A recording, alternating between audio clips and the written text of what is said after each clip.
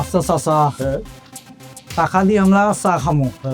আচ্ছা, এই যে আকাশ ভাই প্রত্যেক দিনে এই যে ভালো চা হাইবিতে এই দোকানে আসি, আচ্ছা আজও ভাঙা খাবে? এই যে আকাশ ভাই চা চা কি খাওয়া যাবে? আকাশ ভাই, এই যে আপনি বলেন তো, এই যে টাকা দিয়ে খাই বিদেয় আপনার চা ভালো বিদেয় হয়, আমরা তোমার দোকানে আসি, এই যে আপনি ভাঙা খাবে চা দিচ্ছেন, এই চা কি খাওয়া যাবে? এই দোকানে চা খাবার আসবেন নাকি আমরা? এই দোকানে আর আসবো না, আর আসবো না এই দোকানে। এই দোকানে আসি দোকানে আড়াইশো।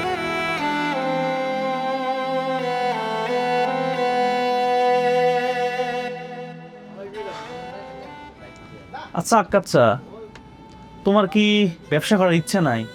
এই যে তুমি কাস্টমারকে ভাঙা কাপে চা দিচ্ছ, এই যে একটা রেগুলার কাস্টমার, যে তোমার চাটা ভালো হয় সেই কারণে তোমার দোকানে কিন্তু আসে, সেই কাস্টমারকে তুমি ভাঙা কাপে চা দিলা, এ তো আর আসবেই না, এটা তুমি কাস্টমার হারাই ফেললা।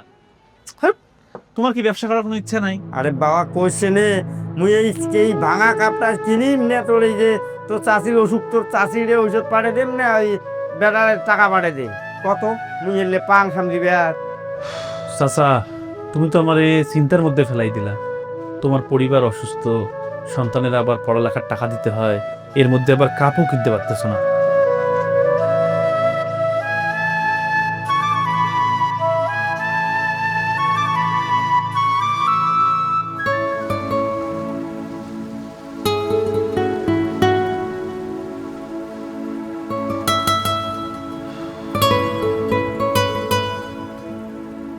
শামু না?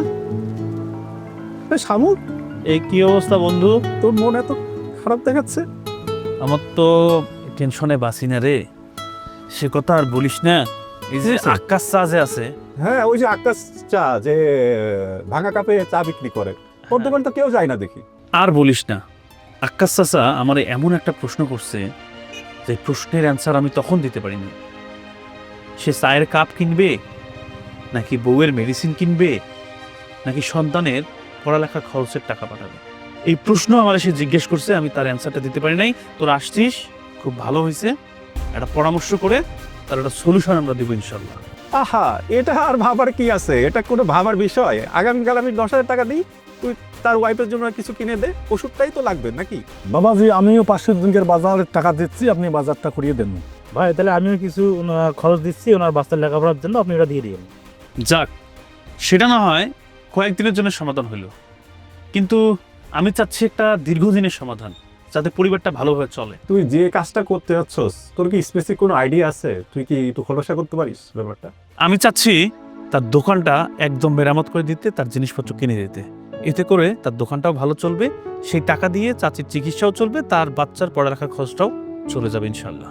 হ্যাঁ, এটা তো খুব ভালো চিন্তা, আমি তো সেটাই মনে করি। এটা ঠিক, এটা খুব ভালো ভালো পরামর্শ।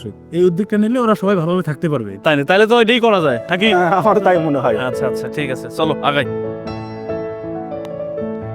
দেখেন আপনাদের এই ঘরের অবস্থা, আমরা এই ঘরকে নতুন করে দেবো ইনশাআল্লাহ।